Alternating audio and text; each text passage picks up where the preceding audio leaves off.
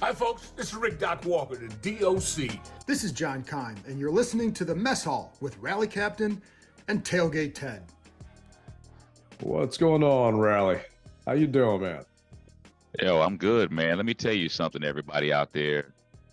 The time has come to stop crying over that spilled milk that happened last Sunday. We got a football game to play this upcoming Sunday, October the 1st. Ted, let's get it.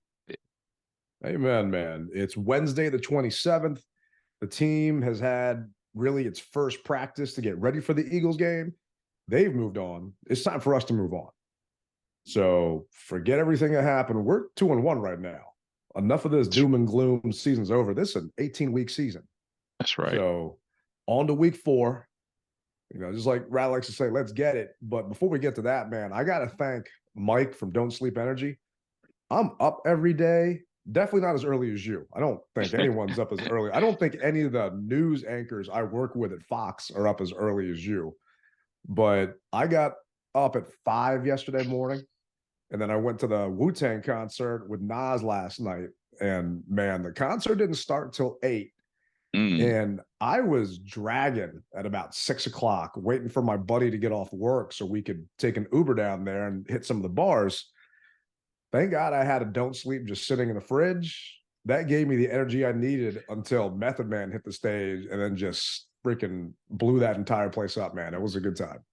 What time did the actual opening act come on? De La Soul came on at 8:30, and Wu Tang and Nas came on, I want to say maybe like 9-ish, but I wanted to see the entire show. So I'm a big fan of De La, just everyone else out there. And they had some DJ on ahead of time. So, man, it was a good time just walking around. I had a couple of listeners actually say what's up and kind of surprised I was out there. Nice. You guys are listeners of the show. You should know I got a little bit of hip hop in me or something. So just a little bit. I mean, the man cooked some good greens, so he's got something in there it mixed in. So, hey, so who's the headliner? Was Wu-Tang the headliner? It was kind of a mixed headliner. So Wu-Tang came out and RZA was on this platform and he was introducing everybody. But obviously ODB's not around anymore. Right. And Method Man famously wasn't going on tour with them. And then they do a couple of songs, and then Nas came out. So they were just kind of bounce back and forth. And then all of a sudden you hear Method's music come up. And he just comes out of nowhere from behind the stage, and the place just went crazy. And then it ended with Nas doing one mic, and then all of Wu-Tang on stage behind him. So it was pretty badass, man. That's nice, man. That's nice. And the beautiful thing is you're able to stay up because of Don't Sleep Energy Drink. And for everybody that's listening right now, Don't Sleep Energy is offering a special deal to people, especially our listeners from the DMV Mess Hall. So if you go to don'tsleepenergy.com, they're offering a promo, DMV Mess Hall, you get 12% off. 12% off, not 5, not 10, but 12% off, ladies and gentlemen. Do yourself a favor, go to don'tsleepenergy.com, put the promo code in DV Mess Hall and get your 12% off. It's good stuff. Ted likes without sugar. I need my sugar. So that's what you always hear me say. And also, let's say, for instance, you don't want to drink something, but you like this cool hat that I have on or this t-shirt. They've got merch. Check it out. There you go, man. And it's off every order, not just the first time you order. So if you need to restock, like I have to, it's off every single time you order. So that's a nice part about it. But I mean, you guys hear us talk about it. It helps me get through the tailgate. It definitely helped me get through like last night's concert. And I'm going to be going out to Ocean's Calling this weekend. It's a 3-day music festival. You're going up to Philly for the game on a big old bus. So I know it's definitely going to come in handy this weekend for both of us. Definitely, man. Definitely. And I'm going to need it because I got to get up early. I got to get all the food taken care of. Got to get the bus loaded up. I mean, there's a lot of behind the scenes stuff that needs to be taken care of. So, Mike, shout out to you, brother, because I'm going to need my Don't Sleep. I didn't know that the bus trips had food, man. Damn. I offer basically a full meal going up and coming back down. So you don't have to eat anything on your way up or on the way down. So, I mean, if you just wanted to buy something to eat, at the stadium, you could, but I take good care of my patrons, man. And soda, water, and tea is provided. The only thing you got to bring is your own alcohol.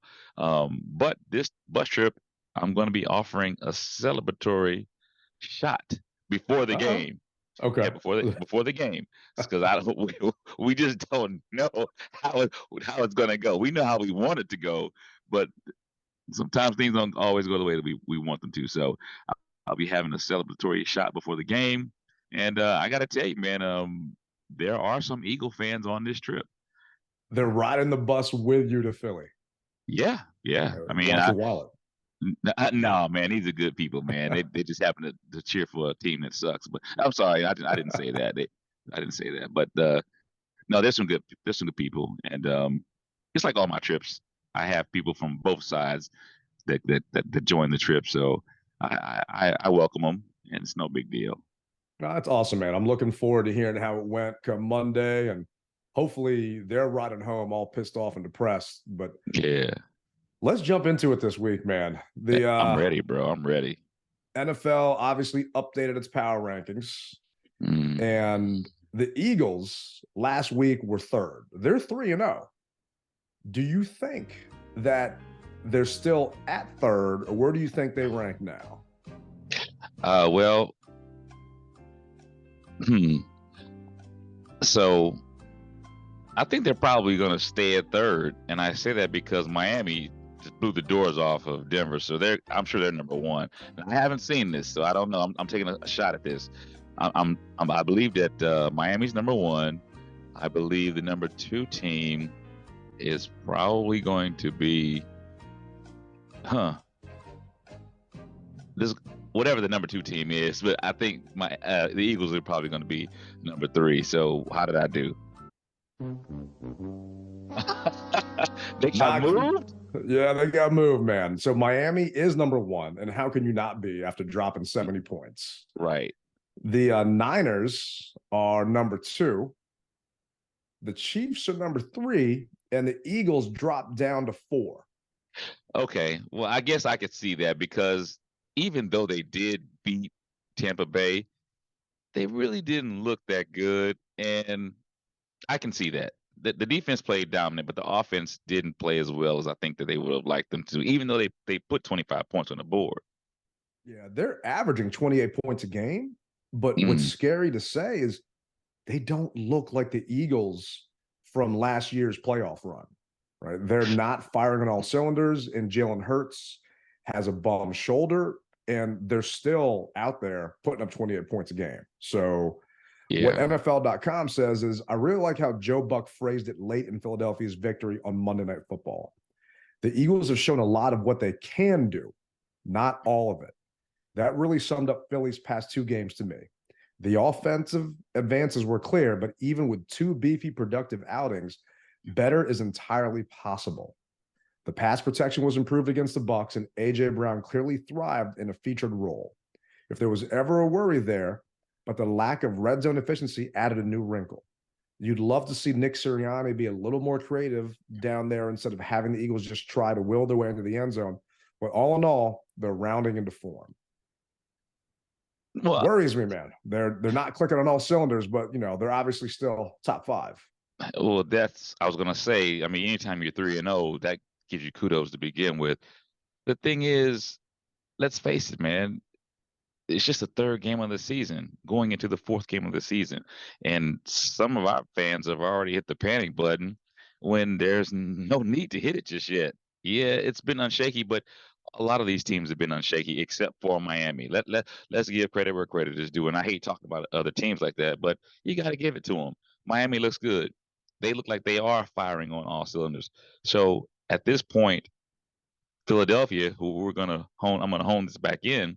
Philadelphia has not looked like they are firing on all cylinders, but it's the 3rd game, going into the 4th game. So with that being said, the Commanders, we know that we have been on this roller coaster ride with us. So how about we catch fire on the 4th game, hypothetically? Let's see what happens then. It's definitely possible. It's definitely possible. It's going to be a tough task this week. And, I told you I haven't played fantasy football in forever. And Rooster asked me to join his league. I'm undefeated in the league, but it kills me because I got Jalen Hurts and AJ Brown and the Eagles defense on my team. And that's why I stopped playing fantasy football, because I actually, at one point, I got into a discussion. I won't name the players, but I was out at the park and I was talking to Larry Michael, no S, just Larry Michael, about my fantasy team. And he's like, "You're playing them against us this week?" And a couple of the guys they were giving me a hard time, just like teasing and joking. But I kind of stopped because in 2016, we all went to London and I couldn't put my lineup in. I didn't know how I was going to go. Man, it was kind of nice and stress-free, not having to worry about it. I feel like I'm cheating on our boys if I start Jalen Hurts and Antonio Brown this week, or AJ Brown, even though I know I got to do it. And, no one really cares about anyone else's fantasy team other than their own. I just feel dirty, man, especially watching them against the Bucks on Monday night. I just feel dirty. I don't see how you have time to do it, man. I've got so much stuff going on to where, everybody always asks me about fan. I said, I can't do it. I just know I can't, and I don't want to donate. But, dude, you've got so much stuff going on. How do you do it? Yeah, that's why I'm up at 5 o'clock in the morning, man, and don't go to bed until 11. So that's just a lot of moving parts, and definitely not a happy Mrs. Tailgate, because I'm up at 5 in the morning and she's usually in bed by 9:30, and I'm still trying to prep for the tailgate coming up for the Bears game, even though we still got an Eagles game in front of us and everything else. But, I sleep when hockey season's over, so it's fine. My man. All right. Well, more power to you, brother. So moving on to the Commanders, we were 19th last week, and some people thought we should have been lower in that number, and some people thought it was right where we were. After what happened, where do you think we moved to on the NFL list? Well, point blank, we shot ourselves in the foot. There are 32 teams in football. And the way we lost in that fashion, I'm going to say probably 28. Damn, you think we dropped from 19 to 28? Yeah, man, because this is how we lost. Yeah, no, I can definitely see that, man. I can definitely see that. Luckily, we're not that bad. So we're actually 22nd. They only took us down 3 spots. And okay. Well, they know something I don't know. Thank God. Hey, it's something positive, man. And it's saying here, it was surprising to see Sam Howell force as many bad passes and take as many sacks as he did against Buffalo. Even taking into account his lack of experience and knowing the biggest knock on him coming out of North Carolina was that he needed to feel pressure better. He straight up held onto the ball for ages on a few of his 9 sacks Sunday. And while 2 of the 4 picks came with Washington facing a big deficit, this was as poorly as we've seen Howell play. It also should be concerning that both lines of scrimmage were owned by the Bills. Buffalo dominating Washington's O-line wasn't a shock. As for the Commanders' defensive line, though Montez Sweat, Jonathan Allen, and Chase Young generated some pressure, but it certainly wasn't enough to turn the game in Washington's favor. So I actually thought we'd be 25 or higher. So 22, hey, I feel a little bit better going into this week against Philly. But what did Jim Carrey say? So you're saying there's a chance, all right. Hey, he ended up with a girl at the end, man, or didn't he? I believe he did. Yeah, I think he did. It's been such a long time, so we got a chance, man. I welcome that. And let's face it, we can maybe one of our little spies can go up there and give Jalen Hurts some more Hershey squirts, and Kelsey some Hershey squirts, and maybe we can pull this thing out, and I can come back from the link a winner. And he was sick for that Monday night game against the Bucks, and apparently it didn't slow him down, and neither did that rain that came in.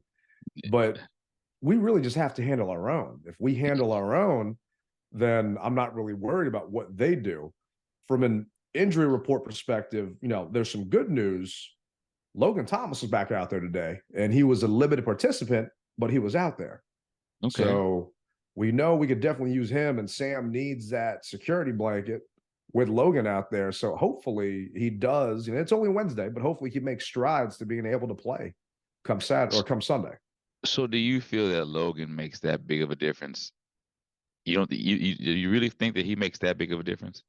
I think it gives Sam a better security outlet than checking it down to AG, or he also runs better routes than John Bates. So those Okay. intermediate middle of the field passes, Logan's got that big body that he can use. So yeah, I do think he's going to make a difference if he is out there. And he's going to need to get rid of that ball quick. We all know he's held on to it too long. Everyone keeps talking about 2.5 seconds. Logan can win against those linebackers and those safeties in less than 2.5 seconds. So not sure where he is in Sam's progression, if he's the first, second, third option in different plays, but hopefully, 100, even a 70% Logan Thomas to me would be better than no offense to John Bates, but 100% John Bates or 100% freaking can't think of the other guy's name right now. But you know who I'm talking about. Yeah. You think he's going to make a difference? I don't know. I mean, I wonder, but is it just because of his experience at the position that he's able to find the open spot, whereas Bates may not be able to? But isn't Bates a natural tight end? I Yeah, mean, Bates is a natural tight end. so he Yeah. should know. He should know those exact same things. And so, um, I'm going to say, okay, if it helps Sam, then Logan, come on back, man. If you're able to, but I just think that at this point, this is more Sam, and I think that that the tight end, because the tight end was doing the exact same thing that Logan was doing. Bates was doing the exact same thing that Logan was doing. So I just feel that there's something else that's there. But hey, if you're healthy, we need all the help we can get. Yeah, and it's just the thing is, Logan gets better separation than Bates does and Cole Turner does. Okay. So if he is truly there and he's not going to hurt them, then hey, we need all the weapons we can get. Because on top of Logan Thomas coming back, only problem is Percy Butler showed up. He was limited with a foot. Chris Rodriguez was also limited. Manuel Forbes was on there full, and Benjamin St. Juice is on there with a neck, but he's full. The Eagles got a bunch of guys on their list too. It's Wednesday. So, the only thing I'm excited about is the fact that Logan is potentially going to be there. I'm hoping the other guys can bounce back, get a shot, do whatever they need to do to be out there, because everyone's going to say, we got to run the ball this week. Problem is, Philly is number one on defense in rushing. They're giving up 48 yards a game on the ground, which ain't much. They're giving up Stingy. 261 yards in the air. They're 25th in pass defense. I'm not saying that we're going to have to throw the ball against them to win, but I'm thinking ahead, you're probably going to agree with me that we need to run the damn ball. Problem is, it ain't going to be that easy against this Eagles defense. That front four that they got, I mean, stingy ain't even the word for it, man. I mean, they're Scrooge McDuck just hiding all those rushing yards in their vault. Man, so it's going to be a difficult task, ain't no doubt about it. But I believe with certain play calls, you can defeat it. Whether it's a quick pitch to the outside instead of trying to clog up the middle, because we see what teams do to us. We've always been told that our strength is our front four. But what do? Instead of trying to run between the guard and the tackle, they'll run around the end and they'll kill us that way. So maybe we can figure something out. Hopefully, there's been a wrinkle in the tape that the coaches have seen, or a small vulnerability, and we can take advantage of it. Yeah, I'm hoping so. That you've got to think that these coaches have been preparing for the Eagles. Part of the problem is the Eagles have a brand new offensive coordinator and a brand new defensive coordinator. So the last two guys they had both got promoted after losing the Super Bowl last year. And they brought up Brian Johnson, who's a first-time play caller. So he was with the Eagles, so it was a promotion from within. And I'm going to butcher this guy's last name, but Sean Desai, he came in from the Seahawks. So he's their new DC. So this is actually what Rivera said about having to try and game plan for coaches that you've never really had a chance to see their schemes before. What's it like evaluating a team that obviously was really successful last year but has 2 new coordinators? Like, how does that affect sort of your analysis? Well, the biggest thing you try to look at more so than anything else is what are the differences in play calling? How do they use certain personnel groupings and players for that matter? Those are all things that you look at when you're looking at tape. Is what are the differences? And you refer to some of your notes from last year and kind of compare and go through it that way. Especially early in the season, like, is that something that you look at mostly the 3 games they've had together? Or I guess how do you balance what they did well last year versus this? You've got a lot of information from last year, obviously, and you've only got a 3-game sample, and that's what you're trying to decide and decipher through in your comparisons. So we've gone up against the Broncos. They got a new head coach with Sean Payton, and we were able to kind of bounce back, even though we had to come back from behind. We know Sirianni, he's been there, but he's got these new guys calling plays for him. But we know who Jalen Hurts is. And other than trying to stop that damn 4th and 1 or goal line, everyone just gets into a rugby scrum. We know what they're going to do and should have a way to stop it. We just kind of have to do our job. From a just offensive perspective, they're not lighting the world on fire. In offense, they're 23rd in passing. Only problem is they're 2nd in rushing. So Jalen Hurts, maybe it's because he's got that bum shoulder and what he's talking about. They're not lighting it up in the air, but they are lighting it up on the ground. And they got rid of Miles Sanders, who they had last year, and they brought in DeAndre Swift.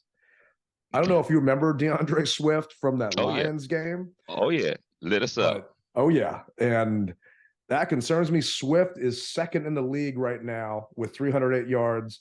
He's averaging almost 7 yards a carry. He's got 6.8 yards per carry. It's all man on deck at this point, man. We need everybody healthy to be out there and contribute to take on the Eagles. Oh, I agree with you wholeheartedly. Do we know what's going on with Rodriguez? So I think they said Rodriguez was sick. So Okay. I don't think it's anything drastic. And not an injury, but just kind of sick. Okay. After that loss, I'd be sick too. But I'm just saying. Yeah, it says Chris Rodriguez just says illness here from John Kime. So we all are. So we've got to take our Pepto and man up and let's get this thing on the road, because this city. We always said that, and this is going back to the Buffalo game, and I know we can't cry over spilled milk, but we always said we wouldn't necessarily mind losing to Buffalo or any team for that matter, but how did we lose? And obviously, if we had hung maybe 27 points to their 31, we wouldn't be feeling as bad. Yeah. Would you agree? No, I bumped that spread up to 11. If we would have lost by 10, I would have won my bet. I would have been happy. So I hear. Yeah, it's the way we lost. That's what it boils down to. We understand there's going to be somebody who's going to win and somebody's going to lose, but it's the way you lose. And I'm hoping that really got underneath their skin to get them prepared for Philadelphia. And the good thing is, even though I know it doesn't mean anything, we have beat them when they were undefeated before. Not mean anything, but so them and the Steelers. That's right. You like to remind me about that, and there's a lot of people on Twitter that are talking about how we're the giant killers because we knocked out 2 undefeated teams and this and that. But the NFL's for the most part, it's a year-to-year league. The Eagles, they got new coordinators, they got new players over there. Their core is still straight, but they've also got some new players that are wreaking havoc. Mm-hmm. And just focusing on us right now, it's Sam's 4th start. Do you cut him any slack for how he's playing just because he's a young quarterback? I'm not going to say cut him slack, but you still give him that leash that he needs, because he's going to make mistakes. Now, at some point in time, that's going to change, obviously, but it's how is he losing, or how is he looking? Because he just didn't pass the eye test against the Broncos. He just didn't, even though we know that he can do it. And that's why I said maybe there's something going on in his head that makes him want to do the things that he's doing. And if that continues on, then I think that as a coach, you've got to say, okay, I'm going to sit you down for a minute. No different than when Gibby was fumbling the ball and he had to sit him down for those weeks, 2 weeks or whatever it was that we did. I mean, he got back in the game eventually. He just didn't start. So if that's what it takes to sit him down and talk to him and say, hey, what's going on? Why are you doing this? And maybe putting him back in, I don't have a problem with it. But right now, he is your guy who you said is going to be your starter. He is your starter right now. You deal with it. But if something's going on in his head, I'm hoping that they pull him to the side, and let Brisket in for a minute just to see, hey, are you seeing the same thing that we're seeing here?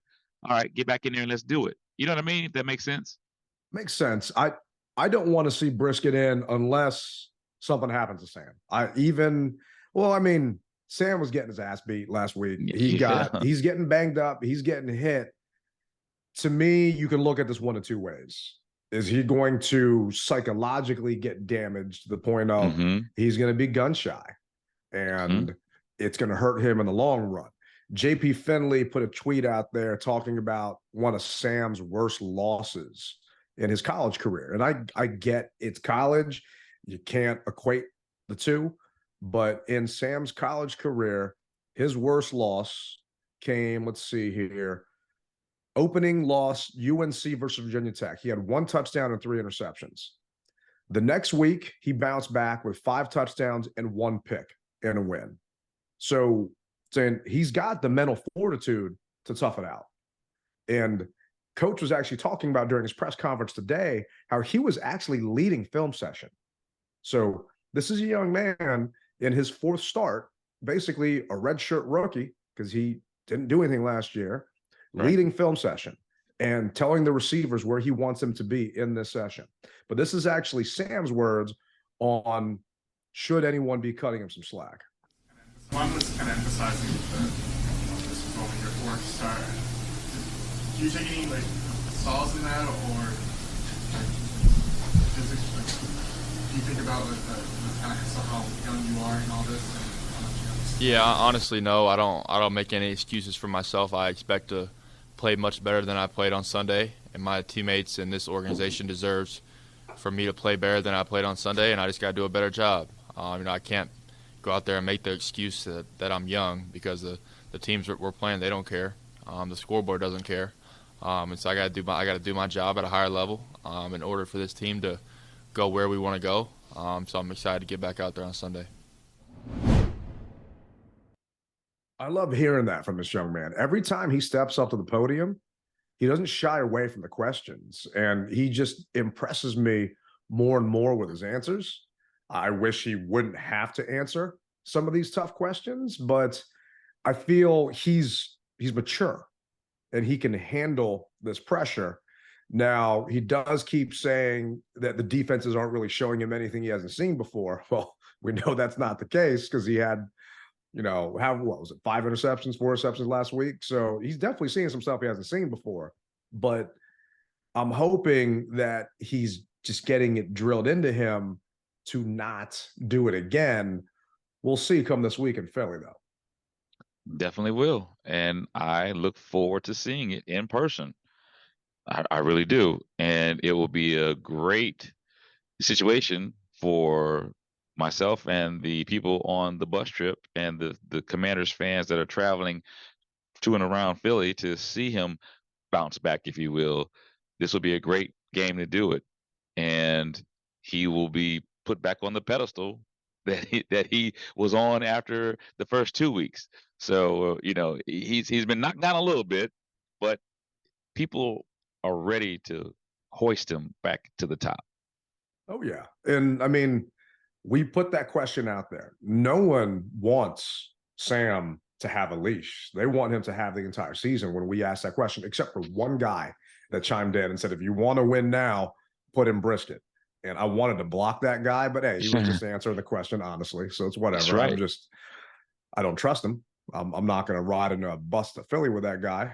He probably makes bad decisions. But everyone said give Sam the rock for the entire year. And it's an opportunity to find out what this kid has. Is he really going to learn from it?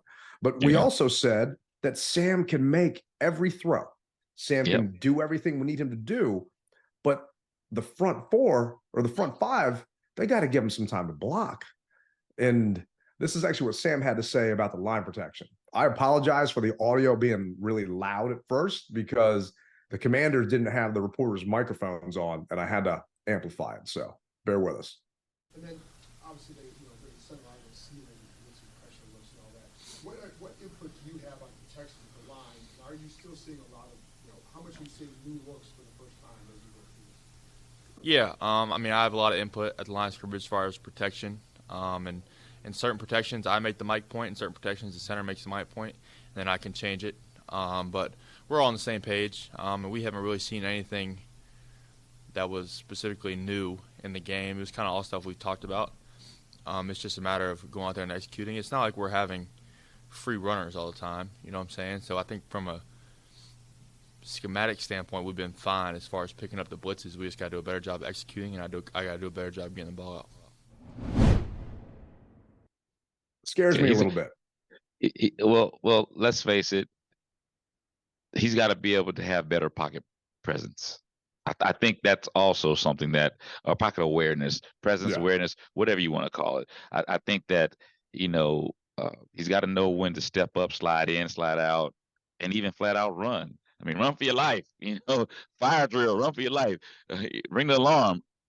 He's got to be able to do all that. And I'm not going to sit here and say I could do it, because if I could, I wouldn't be on the pod with you, Ted. Not that I mind being on the pod with you, but it's a job that, hey man, only the select few can do it.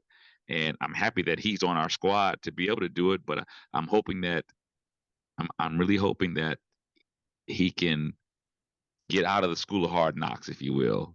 You know what I mean? I hear you. I'm just concerned that this young man is processing so much coming up to that line of scrimmage. And now you're telling me he's got to talk about the protection. He's calling out mics at that point and adjusting protection based upon what he's seeing. To me, that's too much. All quarterbacks do. All quarterbacks do, though, bro. No, Chase Rudia used to be in charge of it. When he was up before and on the team, our center was the one that called protection and everything else. Unless the quarterback saw something, he overruled him. I hear you, but the offensive line shifting and knowing where they should go back and forth, I'm not trusting a kid in his fourth start to do that. Okay. I would rather have my veteran center in Nick Gates making those calls, because it's a lot for Sam to digest. To me, it might not be the right analogy, but I love me Cheesecake Factory, right? But there's just way too many options and way too many things to look at. I mean, that menu is like reading the freaking Art of War. It's just massive. So are you saying that you're just a basic strawberry cheesecake, strawberry on top of the cheesecake, or cherries on top of the cheesecake? I haven't even gotten to dessert, man. I'm talking about my appetizer. I'm talking about my cocktails. I'm talking about my entrees, right? And to me, this is Sam going up there and starting, and just before he even gets to the line, he's trying to see, okay, are they in a cover 2 shell? What's going on? He's trying to get some motion. He's trying to say, okay, 5-4 is Mike, shift the line protection this way. That to me is too much. We need to simplify this for the kid. And that's what I have a little bit of a problem with, because maybe that's how Bieniemy ran it for Patrick Mahomes, but Sam ain't Patrick Mahomes. He ain't even close. And if we want him to get a chance to potentially be there someday, we got to simplify this game. We got to simplify this playbook.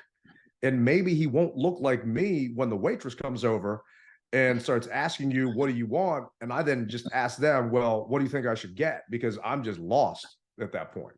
So you're telling me that Sam needs to go to Barnes & Noble and get the quarterback for dummies?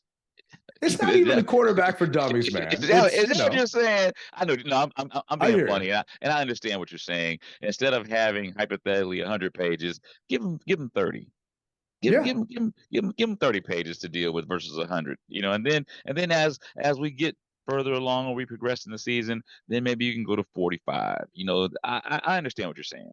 And it's not even just Sam. Terry McLaurin was on a clip with JP Finley on NBC4 talking about how the spacing of the wide receivers isn't even right. They're not even on point. So you got guys being in the same area as other receivers, which is That's impacting the plays. So you're talking about coverage, and this is a new system. So it's not just Sam that it's affecting the entire offense. Maybe dial down that playbook a little bit and get some other stuff taken care of, and then build upon it and go from there. And I'm not saying that Bieniemy has forced the entire thing down their throats, but when you've got McLaurin saying that in just a locker room session, that wide receivers and the guys that are out there aren't where they're supposed to be, that's a problem. And we all know the offense wasn't good last week. Well, see, now the problem that I have is, to me, and we talk about Coach Rivera, to me, that's an in-house issue. I don't feel that Terry should say that to anyone. I just don't. And that's just me. But I feel as though that's something that, hey, once the reporters leave, we talk amongst ourselves about that, and to the coaching staff, and what do we need to do to improve that? Because let's face it, if you got two guys in the same area, all you need is one defender, and you're nullified. Yeah. Two guys in the same area, all you need is one defender, and you're nullified. And now somebody else can be double teamed, or where the play may have needed to go. So I have an issue with that. I mean, granted, hey, Terry, brother, if you're listening, I'll never go against you, but I feel as rally captain that anything that problems or issues, that's in house. Keep it in house with everybody else, because you don't want to give the other team any ammunition, because if we're hearing it, obviously they're hearing it as well. Well, it's not even hearing it; they're going to see it. They're going to watch the film, and it's something that I saw in a couple of plays where there was coming across a seam in the middle. I think it was Logan before he got hurt was there, but all of a sudden another receiver was coming into his area and his route, and Logan still caught the ball. It looked odd for them to be that close to each other. But then, I hear you.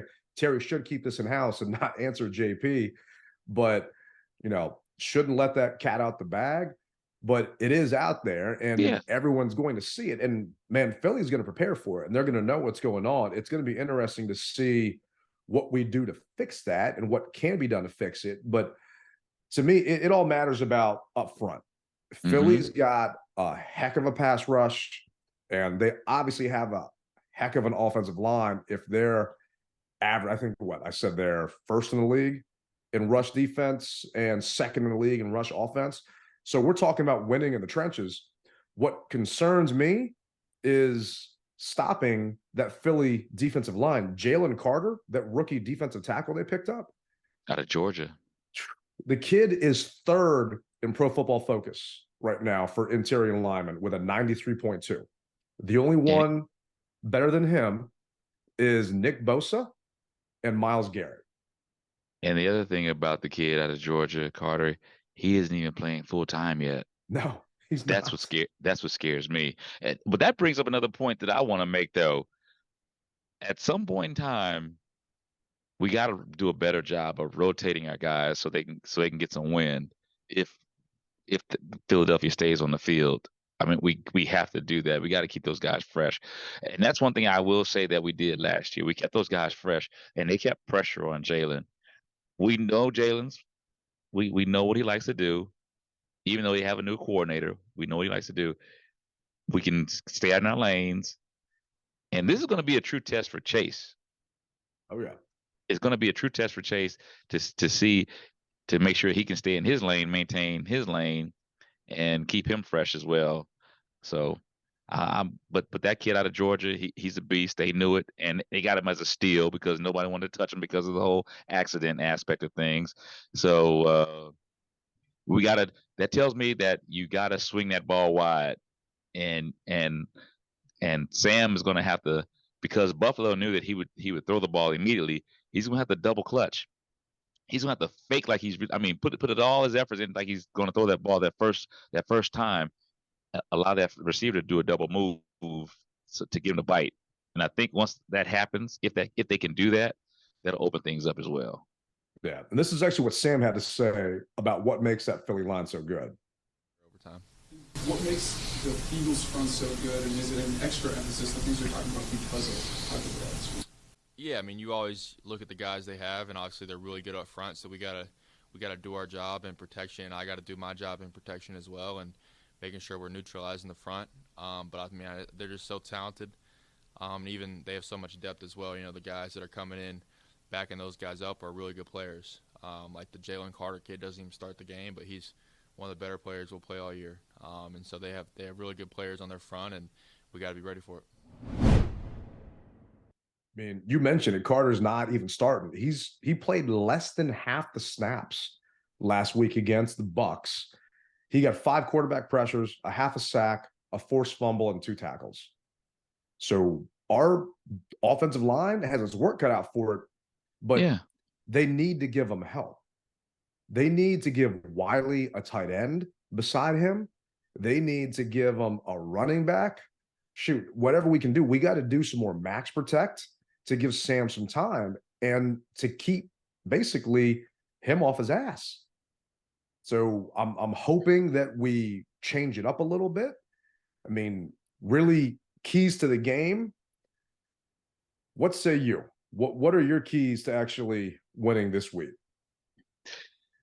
The keys this week are going to be Coach Bieniemy actually feeling the game and maybe not calling what he wants to call because he thinks it can work, if that makes sense. Makes sense. Feel it. If that rush is getting too tough, which we know it's going to be tough, hey, do something else, because I do believe that he was a big reason of why we lost the game. I mean, play calling. We got on. How many times did we get on Scott Turner? We got on Scott. We ragged Scott when he made a mistake. And so, just like we don't have a choice. Well, we do have a choice with Sam, but we don't have a choice as far as our OC is concerned. But we ragged out Scott Turner. Are we going to do the same for Eric, or does Eric get a pass because he's Eric and he came from the Chiefs? You know what I mean? Yeah. He's got to call. He's got to call a good game for us to win this game. Ted, it. And I know this is going to sound cliches, but we've got to win on all 4 points of the game. Offense, defense, special teams, and coaching. I was wondering what that 4th point was. Coaching. I mean, it's going to come down to that. It really is. You've got to do what hasn't been done to beat these guys, because we know that they're a powerhouse, and we're not saying it just because we're swinging from their jock. It's the truth, So you got to man up. They were in the Super Bowl last year. I mean, there's a reason why they were in the Super Bowl, why they're a favorite to repeat and host for the NFC. So, I mean, you're spot on. There's just, we know who the Eagles are. Yeah. There was a chance that Buffalo wasn't the Buffalo from last year, that they've kind of taken a step back, but they showed that they are still a contender. No one's got any doubt that the Eagles are going to make a playoff run, right? I think the Eagles are going to win the NFC East. I know we haven't had a repeat NFC East winner since Brian Mitchell was playing. So, I don't see, I mean, the freaking Cowboys just lost to the Cardinals. So right now I'm taking the Eagles over the Cowboys. I'm sorry, we're not winning the East. If we get in, we're getting in as a wild card. And the Giants, forget about the Giants, at least for right now. So the Eagles are the favorite in our division. And I would say they're the favorite in the NFC just because of quarterback. Brock Purdy, Jalen Hurts. Who you taking? I'm taking Jalen Hurts all day, every day. Bigger guy, not just because he's on my fantasy team, but Well, you made mention to the Cardinals and Cowboys. How about this? How about this week we're the Arizona Cardinals and the Eagles are the Cowboys, and we go ahead and take them down? How about that? I'll take that, man. The only thing is Dak Prescott is not Jalen. Whack Prescott. Yeah. So, and the Eagles, they don't turn the ball over. They've got 6 forced fumbles. They turn the ball over, bro. He's had 3 picks. He's had 3 picks total. Yeah. threw 2 picks last week, so it can be done. It can be It done. definitely can be done. Yes, this is not a we're going to definitely lose game. We can win this game.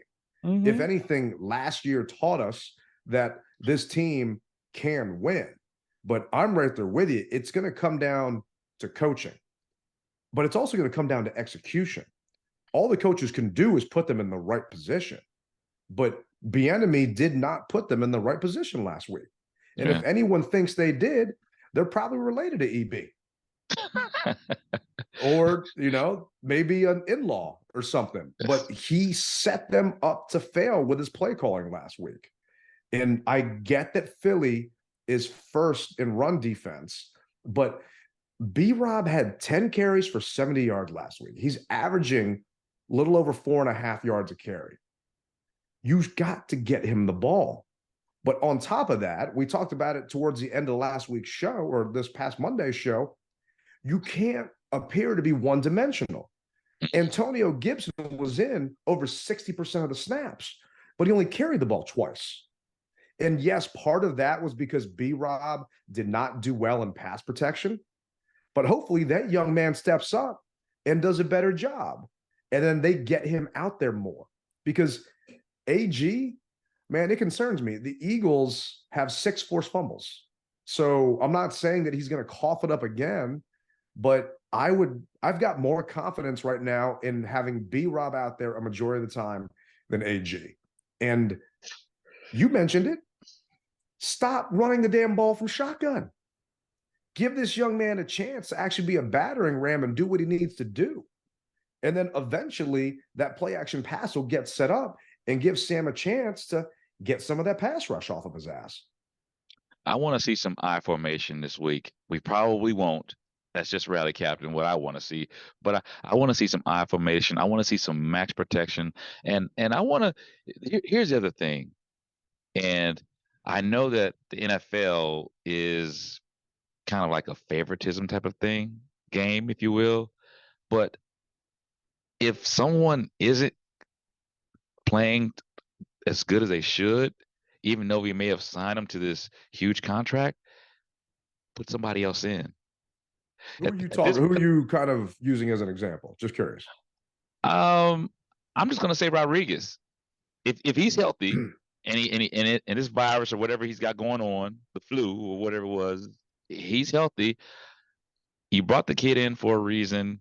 Maybe he can be a spark. We always go to Any Given Sunday and Willie Beeman, and I know that was a movie. It was a fictitious movie. However, the NFL, it was parodied off the NFL. It happens every week. Someone steps up and you're like, where'd that kid come from? Yeah. You gave him an opportunity. It's no different than what Magic said about being an owner. He was given an opportunity. And that's what it takes. Give the person the opportunity to show you, because they could be that diamond in the rough. And yeah, it may be bad that you got to sit somebody, but if that's the spark that the team needs at that moment, you got to be able to try everything, throw it all at them. I'm right there with you, man. And one thing that surprised me that Buffalo did is they brought an extra lineman in for pass protection. So during the game, if you guys are listening or if you're there, they'll say number so-and-so is an eligible receiver. That's because they got an offensive lineman coming out and basically being lined up as a tight end, knowing that he can go out, but he's just in there to block. Mm-hmm. Maybe bring in Chris Paul. Maybe bring in someone else on the end to help block, because that wide 9 that the Eagles like to do on defense, man, it scares me that Wiley and Leno are just going to be a swinging gate all day. And coming up that middle, you got Jalen Carter, and Sam's going to walk right into him. So maybe Bieniemy move the pocket, get Sam out of it, get some rollouts. And I understand you're cutting off half the field for him to see, and you don't want him throwing cross body. But maybe if he only has half the field to evaluate, he can make up his mind faster. And if he doesn't see it, he can tuck it and run, or he can just get rid of the ball instead of trying to force something. We talked about it last show where he's got that Madden funnel where it's just me sticking my arms out. He's not exactly Jalen Hurts where he can see the entire field right now. So just try and simplify this, maybe change it up that way. But on defense, you mentioned Chase. we need to have our defensive linemen keep contained. We were worried about Josh Allen taking off and running, and he did last week. So Jalen's going to run a hell of a lot more than Josh did. And going back and watching the All-22, there were a couple times where Chase would take an inside stunt, and then Duran basically did the same inside stunt. So then you had no one on the outside. The guys weren't really communicating with each other. And one guy moved in, the other guy also crashed down and moved in. So you had no one on the outside. And those were a couple of times. And you talk about keeping it in-house. Rivera said something during his press conference on Monday that Josh Allen got in the defensive line's head. Man, if I'm the defensive line, I'm pissed off at coach for basically throwing my ass under the bus, saying that boy got in my head. Did he say something to him, or it just his play got into his play head? Got into their head, the way he was able to scramble out of pressure. And then just basically, the fact that he had a white jersey on a rainy ass FedEx field and he went home, and I swear that jersey was cleaner than he actually stepped on the field with. Agreed. Okay. Yeah. Agreed. So it just, if we can slow the Eagles, because offense down, they're running attack, they're not firing on all cylinders pass wise. If we can stop them from running, and that includes Jalen running the ball because he likes to do a lot of read option, then we got a chance, because I've got faith that our secondary can do something. And you talk about sitting down somebody. I'm sorry, man, but Cody Barton's got to sit. Put in Jamin. We're going to need Jamin's speed and athleticism to help us out here, because if we're going to use our Cinco package of those 5D linemen to try and stop their run, we're going to need a linebacker that can go side to side and make sure he can make those plays. And it ain't Cody. Because, sorry, I miss Cole Holcomb. I never thought I'd say that, but it ain't Cody. Ooh, okay. All right. I mean, the Steelers aren't doing too bad right now, man. I mean, people are giving them a shot to win their division. So we'll see what happens. But we did have a couple of listeners chime in. Warren Gaskins on Twitter said, get the running game going, then go to the pass, get everyone involved. He also said, Jack Del Rio needs to do better, seriously. Play calling sucks, stack the box, and blitz more. Do stunts. He's just basic. Then he also said, Jack Del Rio needs to play Jabril Cox and Hudson Andre Jones Jr. Wake up and let them loose. Let them be dogs out there. Jack Del Rio was so outdated, him and Ron Rivera. So what do you think about that? I have heard that before. And unfortunately, that's what we got to work with right now. We all know, or I shouldn't say we know, we feel in our heart of hearts that this is their last year, unless they go deep into the playoffs. But we feel for the most part, this will be their last year, and there's going to be a huge turnover at the Commanders. So, but I hear you. I hear you. But what can you do? At some point in time, you're right. Can you teach an old dog new tricks? They say you can. Is he willing to learn? And is he saying, hey, no, it's my defense.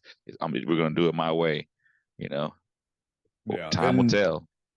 Jabril Cox, I hate to break it to you, Warren, but he ain't coming up. He's on our practice squad. They're not going to make a roster spot to bring him up. So I understand he came from Dallas and he's supposed to be good, but he's on a practice squad for a reason. Someone else could have ripped him off our practice squad if he was that good. So that's not going to happen. And Andre Jones Jr., he's out there, but what do you think he's going to do compared to the guys that we got out there right now? I don't see that happening. We need the guys out there right now to play like first round picks. We need them to actually play to their potential. And after a while, I think they just got tired on Sunday.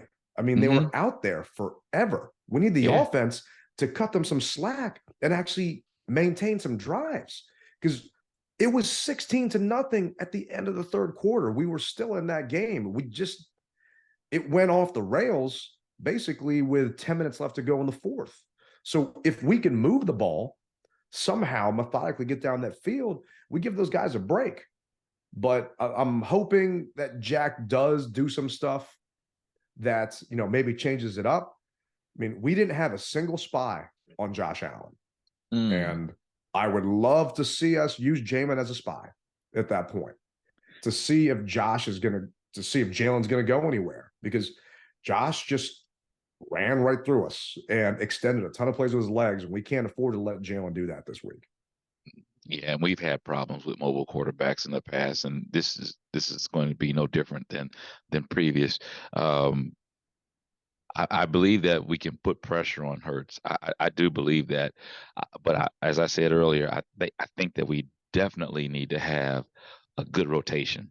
I mean, the minute, as a coach, to me, the minute those guys are looking like they're winded and that tongue starts to hang, get them out, get somebody fresh in, get your win, get back in, because we're gonna need it.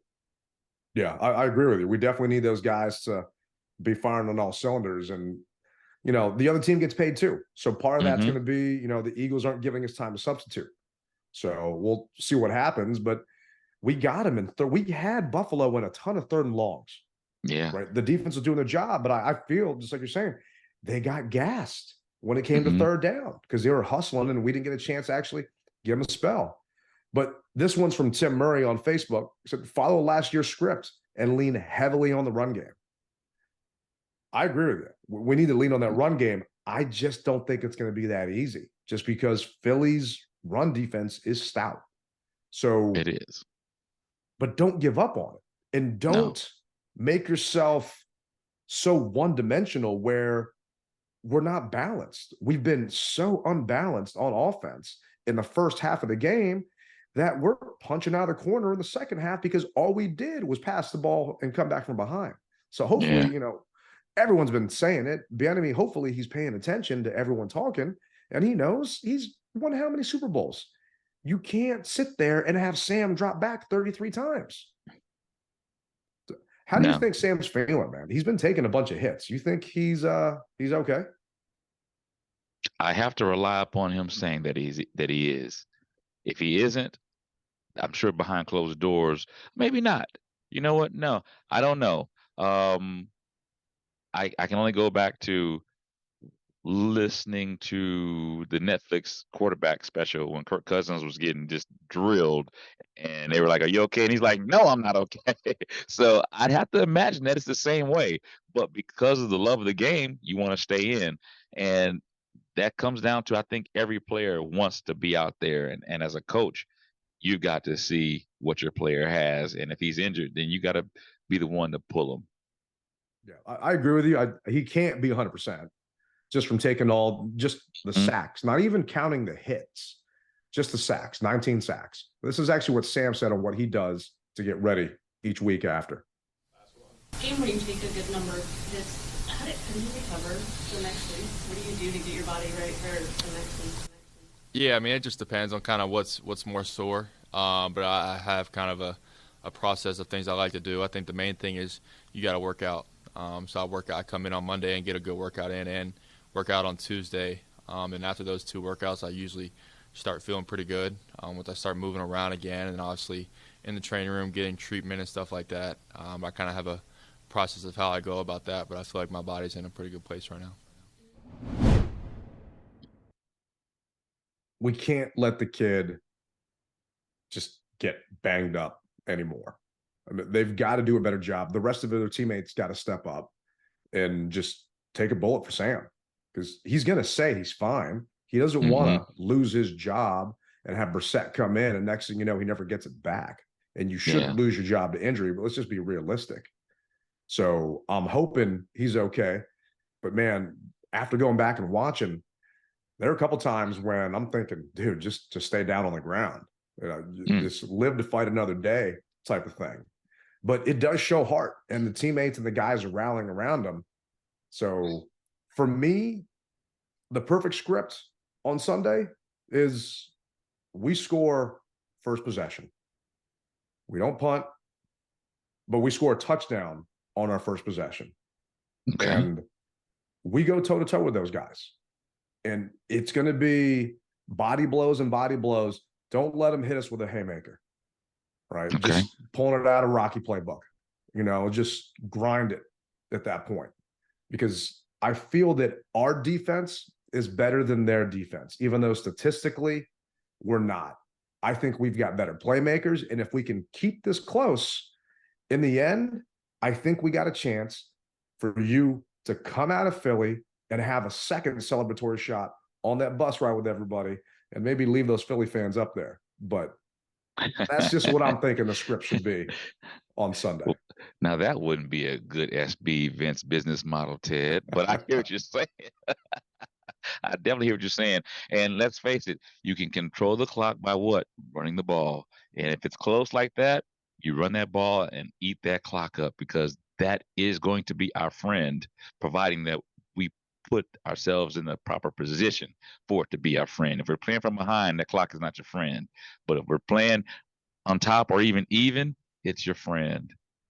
Yeah, and even a short pass can be like a run, right? So we don't want to be so predictable where we're just running to run, and next thing you know, nothing's happening. But B-Rob can catch. We've all seen it at training camp. We've seen it in games. He can catch. Use him too. Hit him out in a swing pass. I don't know. I'm tired of the Curtis Samuel coming in the backfield, running all over the place just to get 3 or 4 yards. Let's just, like Tim said, follow last year's script and try and see what we can do. Maybe a play action dive. And next thing you know, all of a sudden, B-Rob's open in the flat. We have the second lowest amount of play action passes in the NFL. 17 is all we've got. And I understand. Go ahead. I was going to say, you know why, though? I mean, because they're just obliterating that line and you can't play action pass. But I hear you. I don't know if I agree with you there, because to me, if it's a play action pass, you're still making those linebackers pause. You're still making those DBs pause, and it should help you get some guys open. They're not pausing, no. They're not. If your front five could block, if they could actually, I mean, a play action pass, you're starting to run up and hit them like you're run blocking. Pass blocking sucks. You're a punching bag. But if you're running a play action pass, the guys are going up there and they're starting to go in a run block motion. And there was a caller in the Beat Mitch and Finley saying, why don't they run block like they pass block? You're not allowed to. You can't leave the line of scrimmage as an offensive lineman. I didn't realize that not everyone knew that.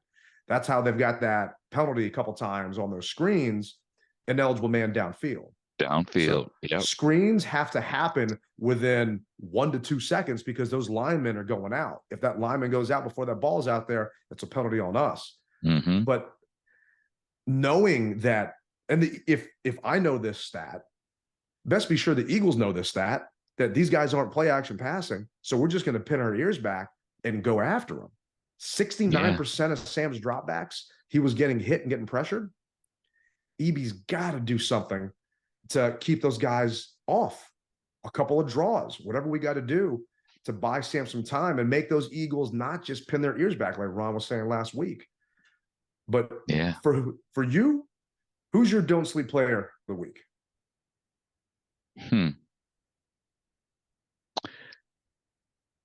My don't sleep player is going to have to be it's going to have to be Leno. It's actually I got to split it between Leno and Wiley. We cannot sleep on those guys. We need those guys to step up.